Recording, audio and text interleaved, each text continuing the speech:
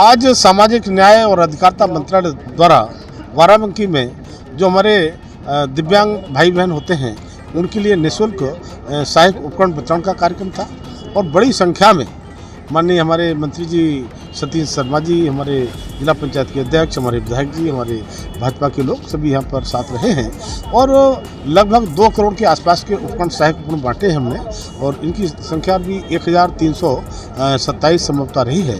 तो मैं कह सकता हूँ कि बाराबंकी में इस प्रकार के जो हमारे दिव्यांग भाई बहन थे, अब तक कष्ट भरा जीवन जीते थे, उनके जीवन में ये सुगमता आएगी, सरलता आएगी और अपने आत्मसम्मान के साथ में अपने व्यवसाय को, अपनी पढ़ाई को, अपनी किसी काम को अच्छे से कर पाएंगे और परिवार पर बोझ नहीं बनेंगे। और मुझे लगता है कि उनके अंदर एक आत्मविश्वास, कॉन्फिडेंस भी जगेगा। तो देख रहे होंगे आप, बड़ी संख्या में सहायक उपकरण बांटने का काम किया है। हमारे प्रधानमंत्री मोदी जी सबका साथ सबका विकास की जो बात कहते ही नहीं है, उस चरितार्थ करते हैं और ये इसका सीधा सीधा उदाहरण हमारे सामने। मंत्री जी हैं सतीश शर्मा जी, इनका 25 दिसंबर को अटल जी की जयंती पर एक कार्यक्रम दरियाबाद में और होना है, तो इसलिए ये कार्यक्रम निरंतर होते हैं और कोई भी दिव्यांग भाई बहन हमारा बिना सहायक उपकरण के न रहे, ये माननीय प्रधानमंत्री मोदी जी की और हमारे मंत्रालय की चिंता है, उसको हम पूरी तरह से इम्प्लीमेंट करें। दिव्यांगों की पेंशन के लिए क्या कुछ बढ़ोतरी की जाएगी? ये 1000 रुपये प्रतिमाह मिलता है, जो बड़ा मीगर अमाउंट है सर, अगर महंगाई को देखें उसकी तुलना में सर। देखिए, दिव्यांग भाई बहनों के लिए सशक्तिकरण के लिए हमारा मंत्रालय लगातार बहुत सारे काम करता है। अभी एक हमारा केंद्र है देहरादून में, बहुत बड़ा केंद्र है, जहाँ पर हमारे ब्लाइंड बच्चे जाते हैं जो देख नहीं सकते हैं। जब मैंने वहाँ के डायरेक्टर से पूछा कि भाई इन बच्चों की पढ़ाई लिखाई कैसे होती है, उन्होंने समझाया।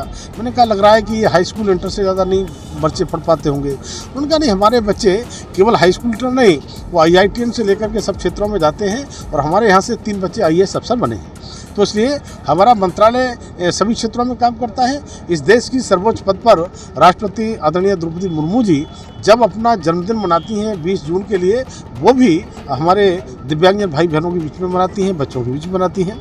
इसलिए इनके लिए लगातार सारे प्रयास हम कर रहे हैं। उनकी खेल से लेकर, खेल की प्रतिभाओं को उजागर करने से लेकर के उनकी शिक्षा है, चिकित्सा है, उनको स्वावलंबी बनाना है, सशक्त करना है, सभी तरफ चिंता कर रहे हैं। मंत्री जी, उपचुनाव चल रहे हैं और विपक्ष आरोप लगा रहा है कि गड़बड़ी चुनाव में की जा रही है। विपक्ष जब अपनी हार देखता है तो ऐसा ही बोलता है, उन्होंने हार स्वीकार कर लिए। अखिलेश यादव कभी कहते हैं कि हमारी बुर्के वाली महिलाओं के बुर्का न हटाए जाएं, पहचान न की जाए, फर्जीफिकेशन वोट की बात करते हैं।